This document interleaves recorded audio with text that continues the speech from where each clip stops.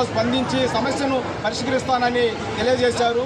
కాబట్టి వారికి మా వైపు నుండి ధన్యవాదాలు తెలియజేసుకుంటూ సెలవు తీసుకుంటూ ఉన్నాం. జై భీమ్, జై అంబేద్కర్.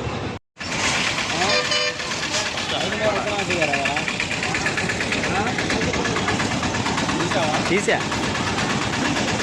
ఉండాలి ఎటు వస్తుంది క్లారిటీ ఇటు వస్తుంది ఇది పడాలి బస్ స్టాండ్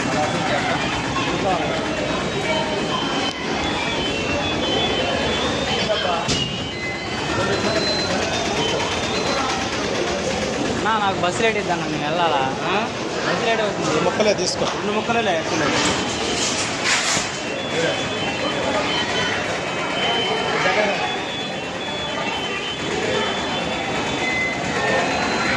అందరికీ నమస్కారం. నా పేరు చుక్కుముడి ప్రసాద్ అండి. పల్నాడు జిల్లా ఎస్సీ ఎస్టీ డిజైన్ మార్కెట్ కమిటీ మెంబర్ని. ఈరోజు ఆచర్ల మేనేజర్ గారికి అలాగే రెడ్డి గారు ఎల్ఐ గారికి పల్నాడు జిల్లా ఎస్సీ ఎస్టీ డిజైన్ మార్కెట్ కమిటీ ఆధ్వర్యంలో ఒక రిప్రజెంటేషన్ ఇవ్వడం జరిగింది. దీని ముఖ్య ఉద్దేశం ఆచర్ల నుండి పక్కవీడు